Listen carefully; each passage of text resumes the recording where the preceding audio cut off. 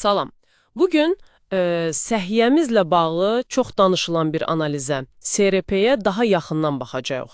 Əlimizdəki məlumatlar bu testin nə olduğunu, niyə vacib sayıldığını izah edir. Məqsədimiz də elə budur.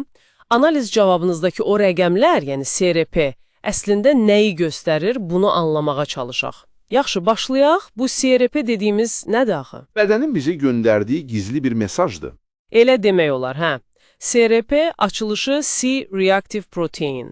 Əsasən, qaraciyərdə sintez olunan bir zulaldır.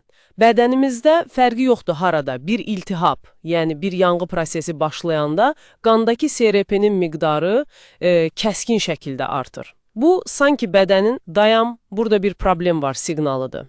Əsasən iltihabı göstərir, bəli. Deməli, bir növ bedenin təhlükə siqnalı kimi bir şey. Bəs bu siqnal nə zaman çalır? Ancaq mikrob düşəndə, infeksiyalarda yəni. Yox, təkcə o deyil. Düzdür, infeksiyalar, xüsusən də bakterial infeksiyalar, məsələn sətəlcəm, sepsis kimi hallar SRP-ni çox qaldırır. Amma səbəblər daha genişdir.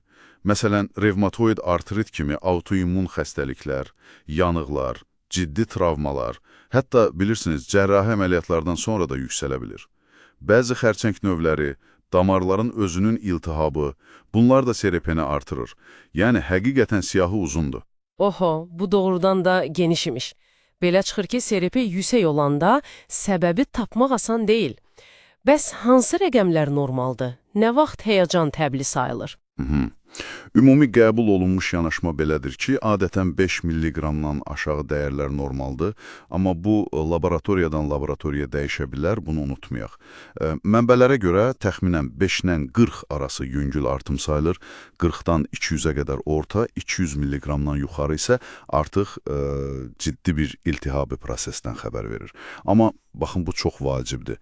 Tək başına bu rəqəmlərə baxıb qərar vermək olmaz. Mütləq ümumi vəziyyət, şikayətlər, başqa analizlər hamısı birlikdə dəyərləndirilməlidir həkim tərəfindən. Hə, aydın oldu. Deməli, rəqəm sadəcə bir ipucudur. Bəs həkimlər niyə məhz bu test istəyirlər? Konkret nəyi öyrənmək üçün? Bir neçə əsas məqsəd var. Birincisi, əgər bədəndə gizli bir iltihab, infeksiya şübhəsi varsa, bunu təsdiqləmək, məsələn, səbəbsiz hərarət, keçməyən ağrılar olanda. İkincisi, deyək ki, bir müalicə başlanıb, məsələn, antibiotik verilir.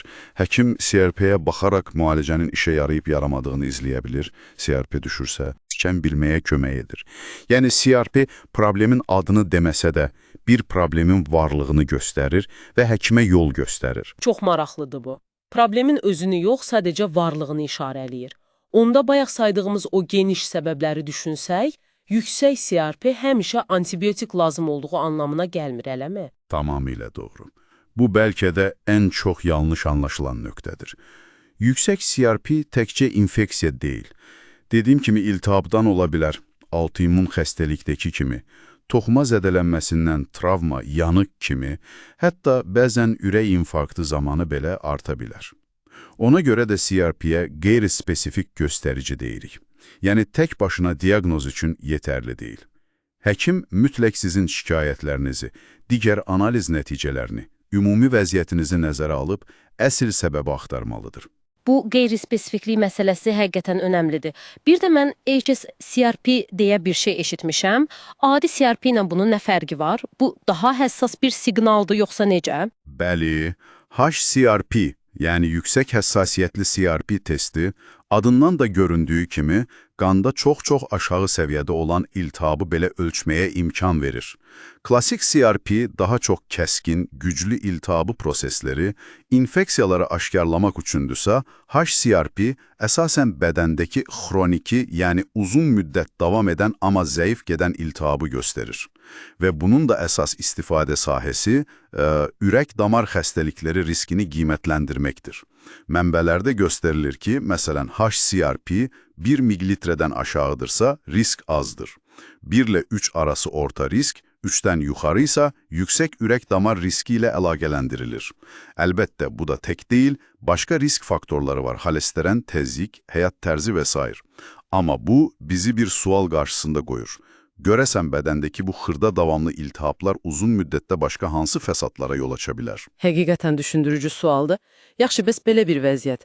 analiz verdiniz və nəticədə CRP yüksək çıxdı. İlk reaksiya nə olmalıdır? Nə etməlisiniz?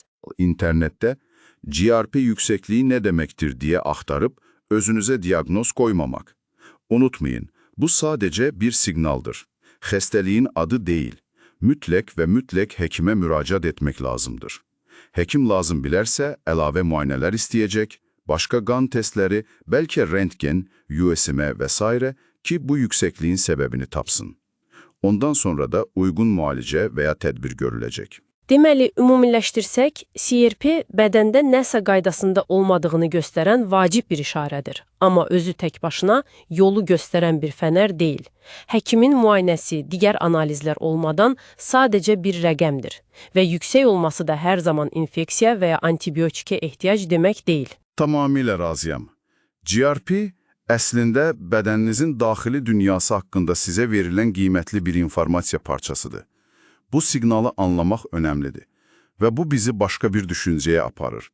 Görəsən, bədənimizin bizə göndərdiyi amma çox vaxt bir test nəticəsi ilə üzləşənə qədər heç fərqinə varmadığımız daha nə qədər incə, fərqli siqnallar var?